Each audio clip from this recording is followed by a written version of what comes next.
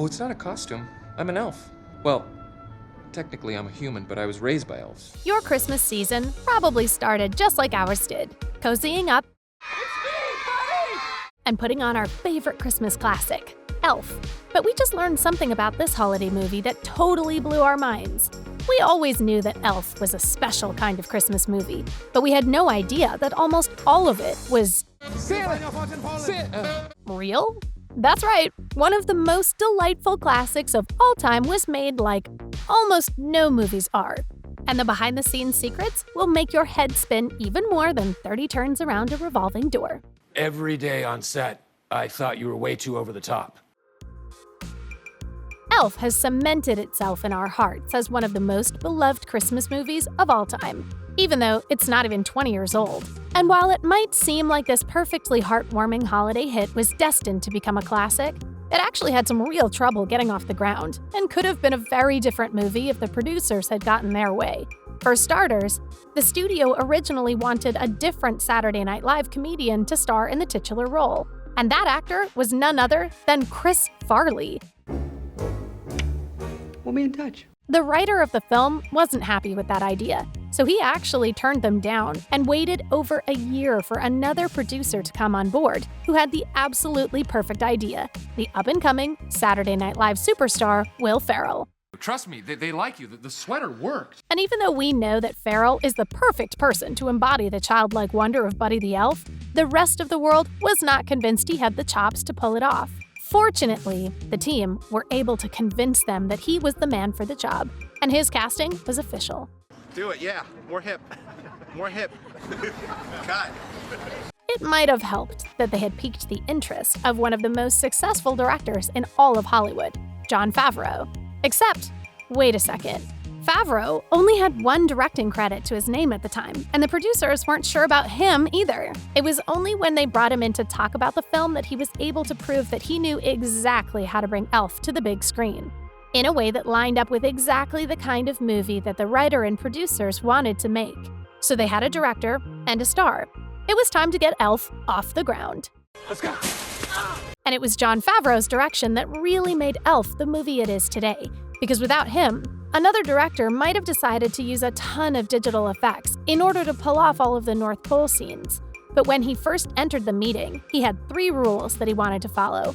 Make Elf look like a stop-motion Rankin Bass Christmas special, make it a truly family Christmas movie, and make it a timeless classic. In order for it to be timeless, they couldn't use any CGI at all because Favreau knew that in 10 years' time, the animation would look outdated and old-fashioned, which is exactly why there's nothing fake about Elf. Every single thing you see in the movie is done for real, and some is even more real than we could have imagined. A lot of people down south don't believe in Santa Claus. What? Because Will Ferrell and Jon Favreau had not yet become the massive celebrities they are today, when it came to shooting all of the scenes of Buddy running around the streets of Manhattan for the first time, they could actually just go out onto the street and run around. So the first thing we shot was the Lincoln Tunnel.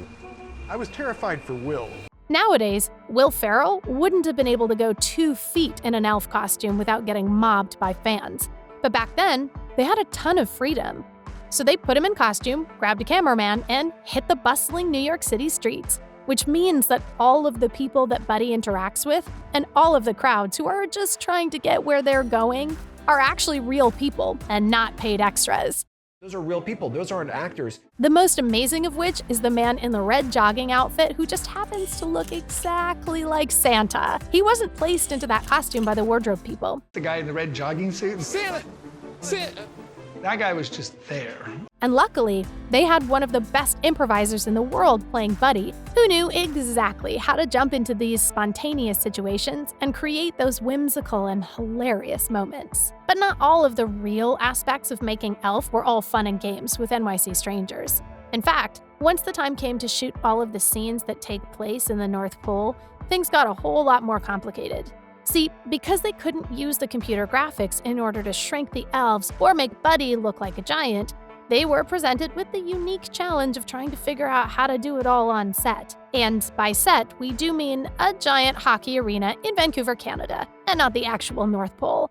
You sit on a throne of lies. They started by building sets that were abominably tiny, so that the already tall Will Ferrell would look larger than life when walking around on them. It's much cheaper to shoot on stages in Canada. And then they brought out a piece of old Hollywood movie magic called forced perspective that no one had used in decades. In scenes between Buddy and the other elves, they would actually put Ferrell a lot closer to the camera than the other actors, with sometimes up to 10 feet of distance between them. That way, when you look at it through the camera, it appears as if Buddy is huge and the elves are tiny, when really, they're just far away. It was like you were reinventing the wheel. Things got even trickier when it came to the part where Buddy sits on Papa Elf's lap. In order to make it look good on camera, they actually had Ferrell sit on a little stool that was placed above a real-life child, who was lying down on a diving board. The actor who played Papa Elf, Bob Newhart, was sitting on a chair 10 feet away in the background. Now that is some serious movie magic. I think we ended up with 47 forced perspective setups, which is a tremendous amount. The other very important part of the world of Elf is definitely the influence of the old-timey Rankin-Bass stop-motion TV episodes, especially the very famous Rudolph the Red-Nosed Reindeer episode. I'll find homes for all those misfit toys. Jon Favreau wanted the North Pole to look exactly like that world, and he insisted that they include a handful of real stop-motion sequences which cost a lot more and take up way more time. Luckily, they were able to get it all done on time, and there is no doubt about it that the stop-motion world of the North Pole is one of the most beloved parts of the entire movie. Why did you do that one about the elf? There are a few things about Elf that we aren't quite sure if are real or not, and the biggest one has got to be when Buddy pours maple syrup all over his spaghetti. While we may never know if that is actually Will Ferrell eating a pile of tomato sauce with syrup on it, it is something we could see him doing for real. One thing we do know, however, is that the gum that he pulls off of the New York City fence and puts in his mouth was definitely placed there by the production, and not a feat of the bravest and grossest method acting that even Jared Leto might cringe at.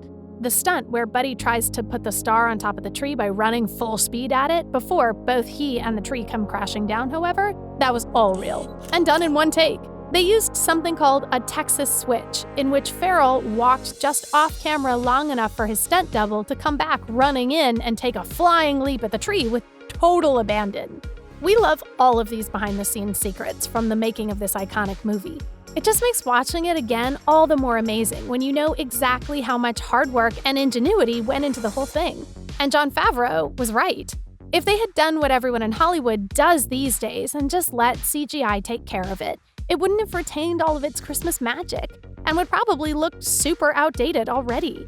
Thanks to the amazing team and Favreau's 3 rules for making Elf, it can now stand the test of time and continue to be one of the best Christmas movies ever. I wanted to make a movie that had the potential to be a classic that would show every year. Just when we thought we couldn't love Elf any more than we already do, learning all about just how much love was put into the making of it somehow makes the movie even more heartwarming. What about you? Are you an Elf fan? Or do you have another all-time favorite holiday classic? Is there anything we missed about Elf that we just have to know about? Let us know in the comments, and don't forget to subscribe to keep up with all the latest videos from The Things.